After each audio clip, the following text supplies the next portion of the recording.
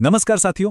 मैं आपका विधि प्राध्यापक और आज की इस विशेष कक्षा में हम सब भारतीय नागरिक सुरक्षा संहिता यानी BNSS 2023 के एक बहुत ही अहम अध्याय पर बात करने वाले हैं। यह है अध्याय 20, जो मजिस्ट्रेट द्वारा वारंट मामलों के ट्रायल की प्रक्रिया से जुड़ा है। देखिए, एक वकील के तौर पर यह चैप्टर आपके लिए प्रैक्टिकली बहुत ज्यादा काम आने वाला है, तो चलिए इसे गहराई से समझते हैं। तो आज की हमारी पूरी चर्चा का जो सबसे बड़ा सवाल है वो यही है कि आखिर एक वारंट मामले की सुनवाई यानी ट्रायल मजिस्ट्रेट की अदालत में होता कैसे है। BNSS 2023 ने इसके लिए क्या प्रक्रिया तय की है। देखिए, अगर आपको वकील या जज बनना है तो ये समझना आपके लिए बेहद जरूरी है। चलिए सबसे पहले अध्याय 20 के स्ट्रक्चर को समझते हैं। ये हमें वारंट मामलों के ट्रायल के लिए दो अलग अलग रास्ते दिखाता है। मतलब ट्रायल का प्रोसीजर इस बात पर निर्भर करेगा कि केस की शुरुआत हुई कैसे थी, और कानून ने इन दोनों ही सूरतों के लिए अलग अलग प्रक्रियाएं तय की हैं। आगे बढ़ने से पहले एक बेसिक बात क्लियर कर लेते हैं, वारंट मामला होता क्या है। तो देखिए, कोई भी ऐसा क्रिमिनल केस जिसमें जुर्म की सज़ा मौत, उम्र कैद या 2 साल से ज़्यादा की जेल हो सकती है, उसे हम वारंट मामला कहते हैं। सीधी सी बात है, ये गंभीर अपराधों की कैटेगरी है। तो ये वो दो रास्ते हैं जिनकी हम बात कर रहे थे। पहला रास्ता वो है जब पुलिस इन्वेस्टिगेशन के बाद अपनी रिपोर्ट, जिसे हम चार्जशीट भी कहते हैं, कोर्ट में दाखिल करती है। ज़्यादातर मामले इसी रास्ते से शुरू होते हैं। और दूसरा रास्ता है जब कोई आम नागरिक सीधे मजिस्ट्रेट के पास शिकायत दर्ज कराता है, जिसे कानून की भाषा में परिवाद या कंप्लेंट कहते हैं। अब हम इन दोनों प्रक्रियाओं को एक एक करके समझेंगे। तो चलिए पहले रास्ते से शुरू करते हैं, जो पुलिस रिपोर्ट पर आधारित मामलों के लिए है। BNSS की धारा 261 से लेकर 266 तक इसी प्रोसेस के बारे में डिटेल में बताया गया है। ये वो प्रक्रिया है जो अदालतों में सबसे ज्यादा देखने को मिलती है। इस पूरी प्रक्रिया को हम मोटे तौर पर 4 बड़े स्टेप्स में बांट सकते हैं। सबसे पहले मजिस्ट्रेट ये पक्का करते हैं कि आरोपी को केस से जुड़े सारे जरूरी कागजात मिल गए हैं। फिर शुरुआती सुनवाई के बाद या तो आरोपी को आरोप मुक्त यानी डिस्चार्ज कर दिया जाता है या फिर उस पर आरोप तय होते हैं। इसके बाद प्रोसिक्यूशन यानी अभियोजन पक्ष अपने सबूत पेश करता है और आखिर में बचाव पक्ष को अपनी सफाई में सबूत पेश करने का मौका दिया जाता है। यहाँ BNSS एक बहुत ही जरूरी बदलाव लेकर आया है। धारा 262 कहती है कि जब आरोपी को पुलिस रिपोर्ट और दूसरे दस्तावेज मिल जाते हैं तो उसके पास डिस्चार्ज की अर्जी लगाने के लिए सिर्फ 60 दिनों का वक्त होगा। ये एक कोशिश है कि केस शुरुआती स्टेज पर ही बेवजह लटके ना रहें और न्याय प्रक्रिया में तेजी आए। अब प्रक्रिया एक बहुत ही अहम मोड़ पर पहुंचती है, उन्मोचन और आरोप तय करने का फैसला। पुलिस रिपोर्ट और सारे कागजात देखने के बाद अगर मजिस्ट्रेट को लगता है कि आरोपी के खिलाफ आरोप बिल्कुल बेबुनियाद हैं, तो वो धारा 262 के तहत उसे डिस्चार्ज कर देते हैं।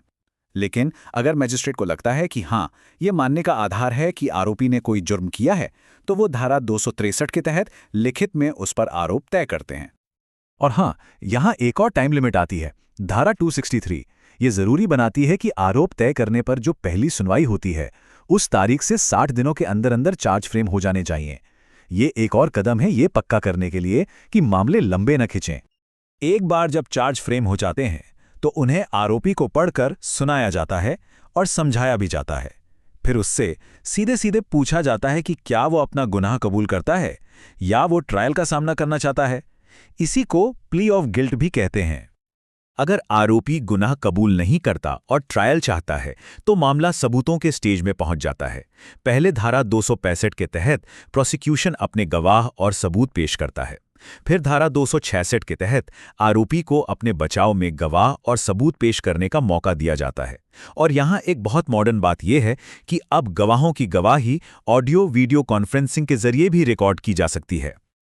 चलिए अब दूसरे रास्ते पर चलते हैं, वो मामले जो पुलिस रिपोर्ट पर नहीं बल्कि किसी की प्राइवेट कंप्लेंट पर शुरू होते हैं। इसकी प्रक्रिया धारा 267 से 270 में दी गई है और इसमें एक बहुत बड़ा बुनियादी फर्क है। और यही वो सबसे बड़ा फर्क है जिसे समझना बहुत जरूरी है। याद कीजिए, पुलिस रिपोर्ट वाले मामले में क्या हो रहा था। पहले चार्ज फ्रेम हो रहे थे, फिर सबूत लिए जा रहे थे। लेकिन यहाँ कहानी थोड़ी उल्टी है। कंप्लेंट केस में मजिस्ट्रेट पहले शिकायतकर्ता यानी प्रोसिक्यूशन के सारे सबूत दर्ज करते हैं और उसके बाद ये फैसला करते हैं कि चार्ज फ्रेम करना भी है या नहीं। तो प्रोसेस का क्रम कुछ ऐसा रहता है। आरोपी के हाजिर होने के बाद मजिस्ट्रेट सीधे धारा 267 के तहत प्रोसिक्यूशन के सबूत लेना शुरू कर देते हैं। उन सबूतों के आधार पर यह तय किया जाता है कि आरोपी को धारा 268 के तहत डिस्चार्ज कर दिया जाए या फिर धारा 269 के तहत उस पर चार्ज फ्रेम किए जाएं। और अगर चार्ज फ्रेम होते हैं तभी बचाव पक्ष अपने सबूत पेश करता है। ये धारा 268 की लीगल भाषा है जो वो पैमाना बताती है जिसके आधार पर मजिस्ट्रेट आरोपी को डिस्चार्ज कर सकता है। इसका सीधा सा मतलब ये है कि अगर प्रोसिक्यूशन के सारे सबूतों को सच भी मान लिया जाए और तब भी आरोपी को दोषी ठहराने के लिए पर्याप्त वजह ना मिले तो मजिस्ट्रेट उसे आरोप मुक्त कर देगा। तो चाहे केस पुलिस रिपोर्ट पर शुरू हुआ हो या कंप्लेंट पर, एक बार जब दोनों तरफ के सबूत पूरे हो जाते हैं तो ट्रायल अपने आखिरी चरण में पहुंचता है। धारा 271 से 273 इसी नतीजे की प्रक्रिया को बताते हैं। आखिर में दो ही नतीजे हो सकते हैं। अगर मजिस्ट्रेट को लगता है कि प्रोसिक्यूशन अपना केस साबित नहीं कर पाया और आरोपी बेगुनाह है तो वो धारा 271(1) के तहत उसे दोषमुक्त यानी बरी कर देते हैं। और अगर मजिस्ट्रेट को लगता है कि आरोपी दोषी है तो वो धारा 271(2) के तहत उसे दोषी ठहराते हैं और फिर सजा पर बहस सुनने के बाद अपना फैसला सुनाते हैं। बीएनएसएस में एक बहुत ही महत्वपूर्ण प्रावधान है जो बेगुनाह लोगों को झूठे मुकदमों से बचाने के लिए है। धारा 2773 अनुचित आरोपों यानी फ्रिवलस एक्यूजेशन से जुड़ी है। ये उन हालात पर लागू होती है जहां किसी के खिलाफ बिना किसी ठोस वजह के शिकायत कर दी जाती है। और अगर अदालत को ये लगता है कि आरोप बिना किसी वाजिब आधार के लगाए गए थे तो वो आरोपी को बरी या डिस्चार्ज करते समय शिकायत करने वाले को आदेश दे सकती है कि वो आरोपी को मुआवजा दे।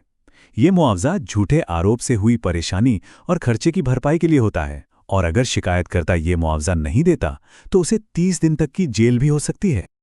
तो इस पूरे अध्याय के विश्लेषण के बाद आइए कुछ सबसे जरूरी बातों को फटाफट दोहरा लेते हैं जो हमें हमेशा याद रखनी है। ये इस चैप्टर का निचोड़ है। संक्षेप में कहें तो वारंट मामलों के ट्रायल के दो रास्ते हैं, एक पुलिस रिपोर्ट पर, दूसरा कंप्लेंट पर। नए कानून ने 60 दिनों की बहुत अहम टाइम लिमिट्स तय की हैं ताकि प्रोसेस में तेजी आए। गवाही के लिए इलेक्ट्रॉनिक माध्यमों का इस्तेमाल एक स्वागत योग्य कदम है। और सबसे जरूरी, झूठे और बेबुनियाद आरोपों से बचाने के लिए मुआवजे का एक मजबूत सिस्टम बनाया गया है। और आखिर में मैं आपके लिए एक सवाल छोड़ के जा रहा हूं। कानून में ये जो 60 दिनों जैसी समय सीमाएं जोड़ी गई हैं, क्या आपको लगता है कि ये ज़मीनी हकीकत में हमारी न्याय व्यवस्था को वाकई में तेज़ और असरदार बना पाएंगी? इस पर सोचिएगा ज़रूर। अगली कक्षा में मिलते हैं। धन्यवाद।